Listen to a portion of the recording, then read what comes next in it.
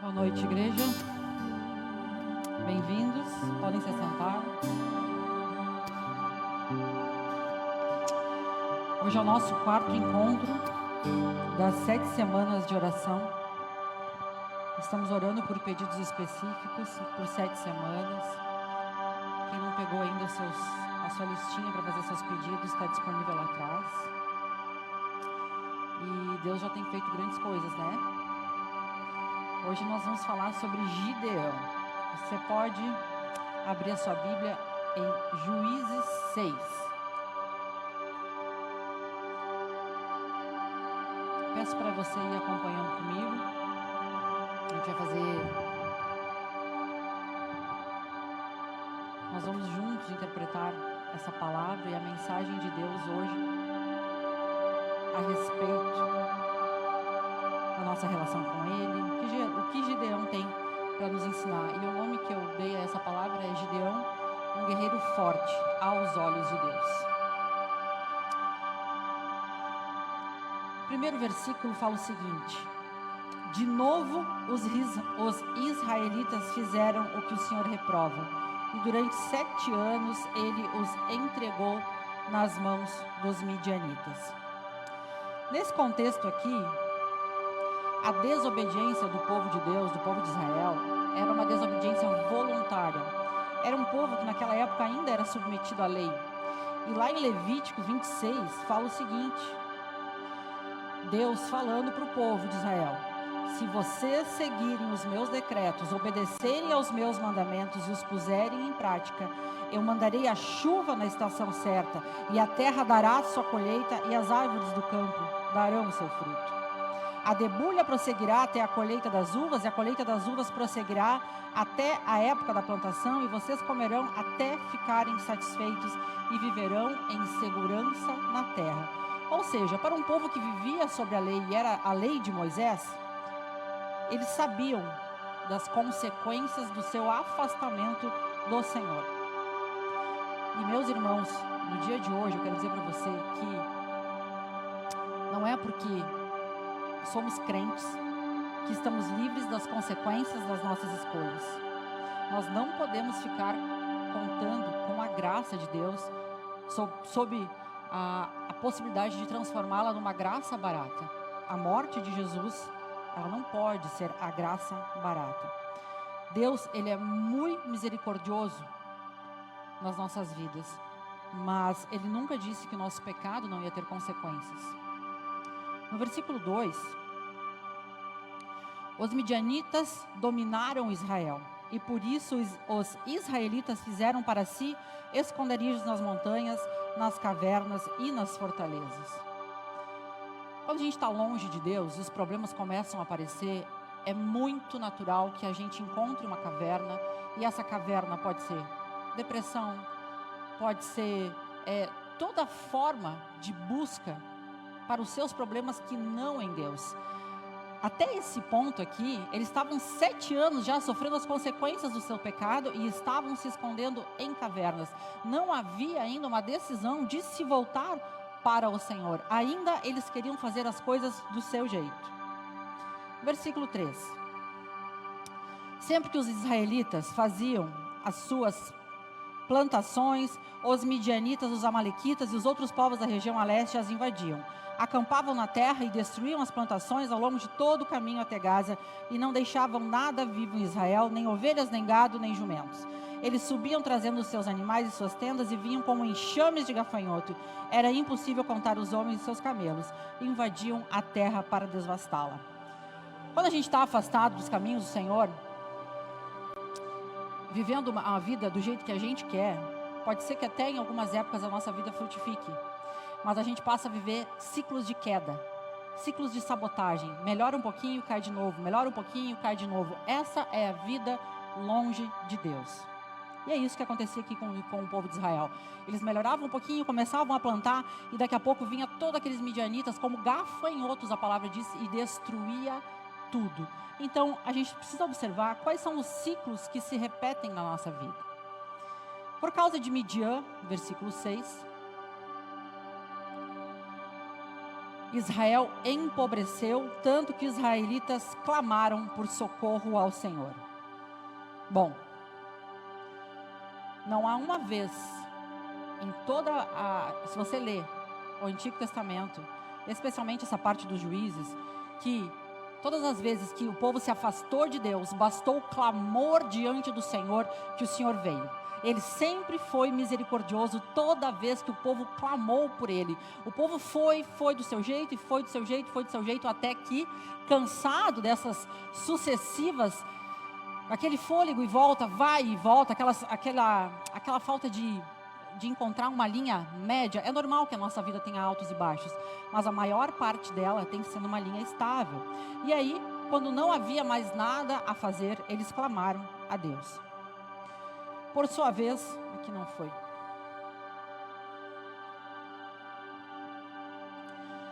Vou deixar para vocês passar aí os slides. Versículo 7. Quando os israelitas clamaram ao Senhor por causa de Midian, ele lhes enviou um profeta que disse: assim diz o Senhor, o Deus de Israel: tirei vocês do Egito, da terra da escravidão.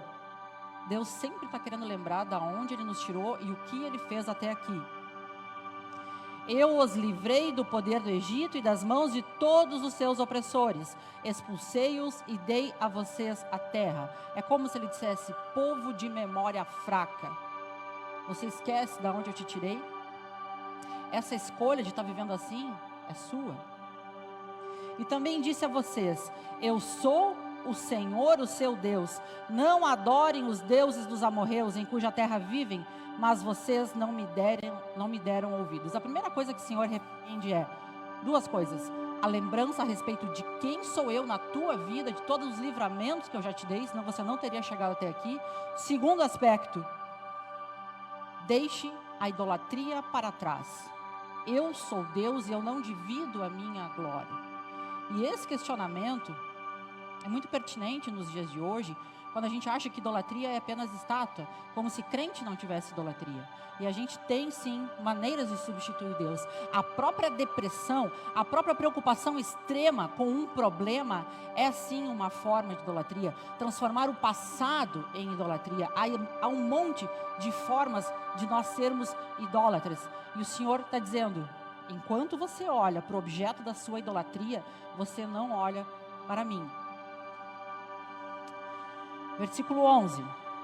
Então o anjo do Senhor veio e sentou-se sobre a grande árvore de Ofra, que pertencia ao abisreíta Joás. Gideão, filho de Joás, estava malhando o trigo num tanque de prensar uvas, para escondê-lo dos medianitas. Então o anjo do Senhor apareceu a Gideão e lhe disse: o Senhor está com você, poderoso guerreiro. Como assim, poderoso guerreiro, se ele estava lá prensando uvas? A palavra de Deus diz, versículo 13: Gideão respondeu: ah, Senhor, se o Senhor está conosco, por que tudo isso aconteceu? Onde estão todas as suas maravilhas que os nossos pais nos contam quando dizem: não foi o Senhor que nos tirou do Egito, mas agora o Senhor nos abandonou e nos entregou nas mãos de Midian? Então, duas situações.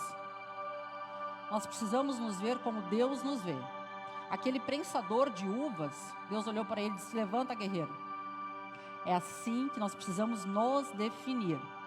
E a segunda questão aqui que chama muito a atenção: Gideão, diante do Senhor, ele nos mostra a tendência que nós, homens, temos de culpar a Deus pelos nossos problemas e não assumir responsabilidade sobre as nossas escolhas. Gideão, quando o anjo do Senhor vem, quando ele tem uma oportunidade diante de Deus, ele diz: não foi o Senhor que nos tirou do Egito e agora o Senhor nos abandonou? Quem abandonou quem nessa situação aqui? Por quê? Qual era o motivo de Israel estar passando por tantos problemas? Quem abandonou quem? Então, a nossa velha tendência de culpar a Deus e questioná-lo e não assumir responsabilidades pelas nossas escolhas e pelas consequências das nossas decisões. Toda decisão que a gente toma que não seja submetida a Deus, ela tem consequências. Versículo 14. O Senhor se voltou para ele e disse: com a força que você tem, olha isso, gente, com a força que você tem, Eu sei mais do que você, Gideão. Eu sei que a força está aí. E é isso que o Senhor está dizendo para você hoje. Com a força que você tem, Andressa. Com a força que você tem, Patrick. Com a força que você tem, Jossana. O Senhor se voltou para ele e disse: com a força que você tem, vá liberar Israel das mãos de Midian. Não sou eu quem está enviando? Eu, Deus, estou te enviando. Eu, Deus, estou dizendo que tu é forte. Eu, Deus, estou dizendo que tu é guerreiro. Com isso, eu esperava, Angélica, lendo, esperava que Gideão pegasse e fosse. Mas o que Gideão faz? Gideão respondeu: como posso libertar Israel? Meu clã é menos importante de Manassés. Eu sou o menor da minha família. Aí a gente vê como os nossos pensamentos a nosso próprio respeito estragam tudo, muitas vezes. Já tinha uma determinação do Senhor, já tinha o Senhor chamando ele de guerreiro. E Deus não nos vê como nós vemos. Deus diz: com a força que você tem. E mesmo assim, Gideão preferiu se preocupar como nós somos o menor clã. A minha origem, o meu passado, os meus problemas, os meus traumas, tudo isso, Gideão colocou como sendo mais importante do que Deus dizendo que ele era um guerreiro e que ele tinha força. Gideão, Deus não podia liberar ele para ir para a luta ainda, sabe por quê? Porque ele não poderia ir para a luta, ele não poderia vencer os problemas dele com a impressão que ele tinha de si mesmo. Ele precisava aprender a confiar em Deus. Deus muito paciente, no versículo 16 diz assim, eu estarei com você, respondeu o Senhor, e você derrotará todos os midianitas como se fossem um homem só. E agora, Gideão foi? Segunda vez, gente, Gideão não foi. Agora, primeiro Deus disse: você é forte, você é guerreiro. A segunda vez Deus disse: eu estarei com você. Mesmo assim, Gideão não foi. Precisa algo mais do que Deus dizer que está com você?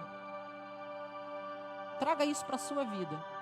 Em que aspecto da sua vida você está paralisado e ainda esperando algo mais? Não basta. Não, Senhor, ainda não. Gideão com um coração extremamente incrédulo. Versículo 17, Gideão prosseguiu. Olha só. Gideão dizendo para Deus: se de fato posso contar com o teu favor, dá-me um sinal de que és tu que está falando comigo. Peço-te que não vás embora até que eu volte, traga minha oferta e coloque diante de ti. E o Senhor respondeu: esperarei até você voltar. Olha a paciência de Deus na edificação da fé de Gideão. Deus não é um Deus que nos abandona por conta da nossa incredulidade. Ele é paciente, que precisa mais acontecer para que confiemos em Deus. E até esse momento, Gideão não estava liberado para vencer batalha nenhuma, porque a incredulidade do coração dele ainda não estava tratada. Então Gideão fez ofertas a Deus, Deus recebeu essas ofertas. E nesse meio tempo, todos os midianitas, amalequitas e outros povos que vinham do leste uniram os seus exércitos, atravessaram o Jordão, acamparam no vale de Jezreel. Então o Espírito do Senhor apoderou-se de Gideão, cheio do Espírito Santo, e ele, com troque de trombeta, convocou os abisreitas para segui-lo. Ser cheio do Espírito Santo, estar cheio de coragem. Todos nós que aceitamos, temos o Espírito Santo habitando em nós. Mas isso, meus irmãos, ainda não foi suficiente para Gideão tomar um posicionamento. Versículo 36. Gideão disse a Deus: quero saber se vai libertar Israel por meu intermédio, como prometesse. Deus já tinha dito. E Gideão, com tamanha incredulidade: como assim, Gideão? Deus já disse várias vezes que você é guerreiro, que você é forte. Olha toda a paciência de Deus com ele. Mesmo tendo um anjo do Senhor falado com ele, palavras diretamente ao seu coração, e ele questionando Deus. E traga isso para os seus pedidos, para os seus 7 pedidos de oração. Será que Deus vai fazer? Será que eu vou melhorar na minha vida financeira? Será que eu vou ser feliz no meu casamento? Será que eu vou casar? Será que eu vou ficar saudável? Será que a minha doença tem cura? Será, Deus? Não sei, Deus. Será mesmo que tu me cura, Deus? E Deus, mais uma vez, muito paciente e muito interessado na edificação da fé de Gideão. E aí, a ousadia, e eu digo a incredulidade do coração de Gideão aqui, extrapolando os níveis de incredulidade, no versículo 37, vê, colocarei uma porção de lã na eira, se o orvalho molhar apenas a lã e todo o chão estiver seco, saberei que tu libertarás Israel por meu intermédio, como prometeste. E assim aconteceu. Gideão levantou-se logo cedo no dia seguinte, torceu a lã e encheu uma tigela de água do orvalho. Disse ainda Gideão a Deus: não se acenda a tua ira contra mim, porque eu não estou acreditando ainda. Ficou tudo em volta seco, molhou só aquela lã. Incrédulo, incrédulo, não é possível fazer milagre onde há incredulidade. Disse ainda Gideão a Deus: não se acenda a tua ira contra mim, deixe-me fazer só mais um pedido, permite fazer um teste com a lã. Mais um pedido, Gideão. Dessa vez, faz ficar seca a lã e o chão coberto de orvalho. E assim Deus fez, porque Deus é paciente, Deus não é como nós. Quanta paciência nós temos, quanta paciência nós, cada um de nós aqui. Quantos de nós já desistiram, cansaram de orar por um irmão, cansaram de falar de Jesus para um irmão, fulano não tem jeito, desistimos de pessoas, e aqui em mais uma oportunidade, o coração com muita paciência, edificando pouco a pouco a fé de Gideão. Deus é um Deus do impossível, Deus é Deus do milagre. Ele provou a Gideão mais uma vez, uma grande lição para nós sobre paciência. E aí, quando é vencida essa questão da incredulidade, Gideão começa a se preparar para a primeira vitória dele. Deus diz: agora você pode ir. A vitória de Gideão só vem no capítulo 7, depois de tratada a incredulidade do coração dele, aumentando a fé de forma progressiva. Meus irmãos, todos aqueles pedidos que nós colocamos diante de Deus, com um coração incrédulo, as coisas não vão acontecer. E a gente vai lá para o Novo Testamento. Jesus passou por isso em Nazaré, durante seu ministério. Lá em Marcos 13, versículo 58, diz o seguinte: e não realizou muitos milagres ali por causa da incredulidade deles. Deus tem milagres, meus irmãos, para todos nós. E muitas vezes Ele não pode operar esse milagre por conta da nossa dúvida. E o que acontece quando nós duvidamos? Nós fazemos as coisas do nosso jeito. Aí entra a autossuficiência. Deus, sabendo do medo de Gideão, pacientemente edificou a fé dele, começando a identificá-los em termos de propósito futuro e não da sua realidade atual. Gideão diz: eu o ajudarei. O tempo todo Deus está dizendo: eu o ajudarei. A nossa relação com Deus, ela precisa ser iniciada primeiro em termos de aumentar a nossa fé. Não é o nosso conhecimento teológico, não é o quanto nós viemos no culto, mas o quanto nós acreditamos que Deus pode dar aquele milagre, o quanto nós acreditamos que Deus pode nos levar de um prensador de uvas a um guerreiro de Israel. Acreditar quando Deus diz: você é forte, vai que você é forte, vai que você é forte. Eu tenho um milagre para você, Gideão. Você vai se destacar, Gideão, mas você precisa tratar a incredulidade do seu coração. E pacientemente Deus foi liberando mais. E aí, até que a fé não seja restabelecida, Deus não pode fazer milagre. Como vencer a incredulidade? 2 Coríntios 10:15.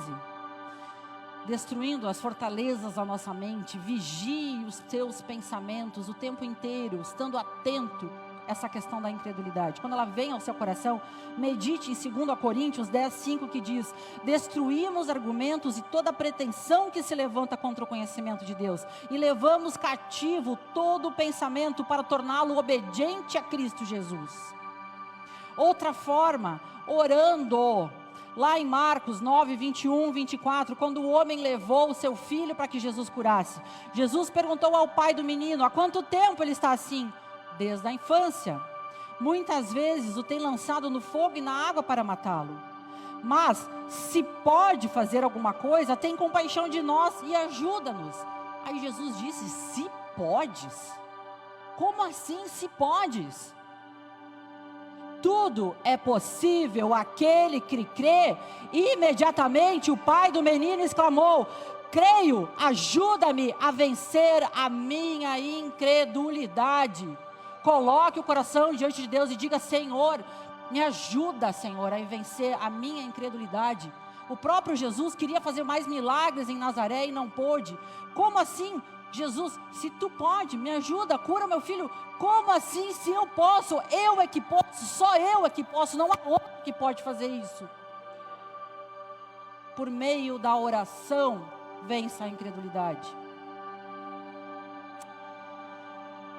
Tratada a questão da incredulidade, havia uma outra questão muito importante que é bem perigosa e ela anda aqui assim, colada com o pecado da incredulidade, que é o pecado da autossuficiência. Depois, Deus foi tratar da autossuficiência de Gideão, mandando ele para a guerra contra os midianitas com apenas 300 homens. Olha só. Juízes 7, 3, 7 diz assim, anuncie, pois, ao povo que todo aquele que estiver tremendo de medo pode ir embora do monte de Gileade. Então 22.000 homens partiram e apenas ficaram 10.000. Mas o Senhor tornou a dizer a Gideão, ainda há gente demais. Desça com eles à beira da água, eu os separarei, os que ficarão com você. Se eu disser, este irá com você, este irá. Mas se eu disser, este não irá com você, ele não irá. Assim, Gideão levou os homens à beira da água e o Senhor lhe disse, separe os que beberem a água, lambendo como cachorro, daqueles que se ajoelharem para beber. O número dos que lamberem a água, levantando-a com as mãos, a boca, foi de 300 homens. Todos os demais se ajoelharam para beber. O Senhor disse a Gideão, com os 300 homens que lamberem a água, livrarei vocês e entregarei os midianitas nas suas mãos. Mande para casa todos os homens. Enquanto você acha que pode fazer as coisas sem Deus, Deus não pode entrar na guerra com você. Coloca para mim Juízes, versículo 1 e 2, só está o 3 aqui. Se vocês conseguirem, né? Ou abre no celular para mim. E o que é autossuficiência? Autossuficiência é todo planejamento que a gente faz da nossa vida sem Deus. Tiago 4,13 faz assim, Ei agora que dizeis, hoje ou amanhã iremos a tal cidade, lá passaremos um ano e contrataremos e ganharemos. Você acha que você está organizando a sua vida, você tem o direito de organizar a sua vida, mas sem submeter a sua vida a Deus, isso sim é autossuficiência. Nós não fomos criados para sermos independentes de Deus. O pecado da autossuficiência é o pecado de Lúcifer. É aquele que diz, eu não preciso de Deus, eu me basto. Talvez muitos dos nossos problemas que nós colocamos aqui nos 7 pedidos de oração, eles não estariam acontecendo na nossa vida se nós tivéssemos submetido as nossas decisões a Deus. Então era mais uma coisa, Gideão, eu não posso te mandar para a guerra com muitos soldados, eu vou estar fazendo mal para ti. Então muitas vezes Deus nos coloca em situações de apuros, para que a gente aprenda a depender deles, porque tem gente que não sabe lidar com muito. Quando tem muito, quando está tudo muito bem, eu esqueço que preciso de Deus. Melhora um pouquinho na vida, não preciso mais de Deus. Me recupera um pouco, não preciso mais de Deus. Nessa situação, Gideão, tu vai lutar só com 300, porque eu sou Deus. Não tem autossuficiência nessa luta aqui. Outra coisa, lá no versículo 1, que eu esqueci de colocar aqui, mas ele fala o seguinte, só vou te mandar com 300 para que evitemos a sua vanglória. O que é a palavra vanglória? É a glória vã, é aquela glória que você acha que é sua, como na verdade ela não tem valor nenhum, é um sucesso vazio. Todo sucesso sem Deus, ele é um sucesso vazio. Gideão, você ir para a luta com 20.000 homens, assim é fácil, você ganha. ok? Só que não tem glória nenhuma nessa vitória, porque não é uma vitória que Deus colocou a mão e disse, é assim que é para ser feito. Dependência de Deus nas nossas decisões. Tiago, 2 Colossenses 2, 6, 7, lemos: portanto, assim como vocês receberam a Cristo Jesus, o Senhor, continuem a viver nele, enraizados e edificados nele, firmados na fé, como foram ensinados. É nele, é firmado em Jesus, é através de Jesus que eu tomo as minhas decisões e não pelas minhas próprias convicções. Talvez por algum tempo da sua vida você precisou ser autossuficiente para que você sobrevivesse. Talvez muito sofrimento do passado, não sei. Mas chega um momento da nossa vida que a gente precisa depender de Deus e andar na direção certa para que as nossas vitórias glorifiquem a Deus. Tiago 14,16 fala o seguinte: mas agora vos gloriais em vossas presunções, toda glória tal como esta é maligna. Toda a glória de uma vitória por você mesmo, a palavra de Deus está dizendo que ela é maligna, que ela provém do maligno, porque nós não somos capazes de produzir glória nenhuma. Toda a glória deve vir de Deus. A palavra vanglória significa uma glória vã, um sucesso vazio. Não somos nada sem Deus. Viver sem depender de Deus é ilusão. Podemos viver pensando que dinheiro, influência e esperteza nos darão uma vida estável. Podemos até fazer planos, mas os planos que Deus tem para nós são muito melhores que os nossos, a palavra do Senhor diz. Nós achamos que estamos controlando as coisas, quando na verdade estamos deixando a mão de Deus agir na nossa vida. É ilusão achar que é você que está fazendo as coisas dar certo, porque se você estivesse submetendo as coisas a Deus, as coisas seriam melhores ainda.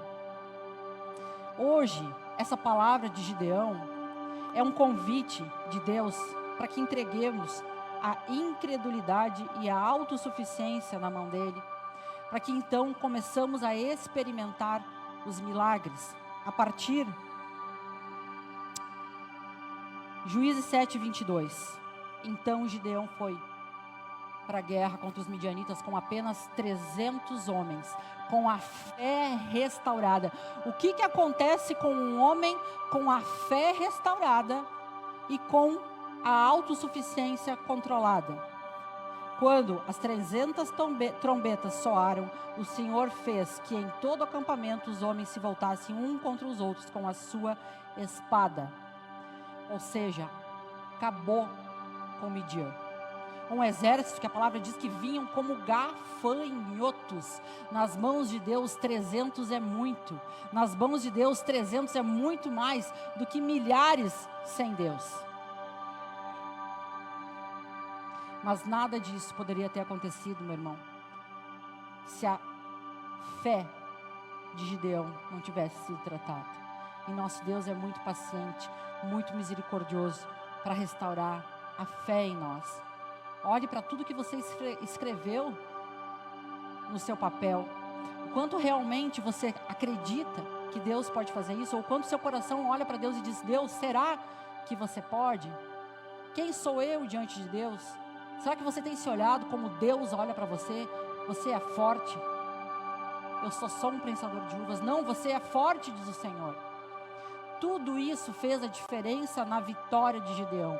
Se ele não mudasse a perspectiva que ele tem a seu próprio respeito, ele não teria ido.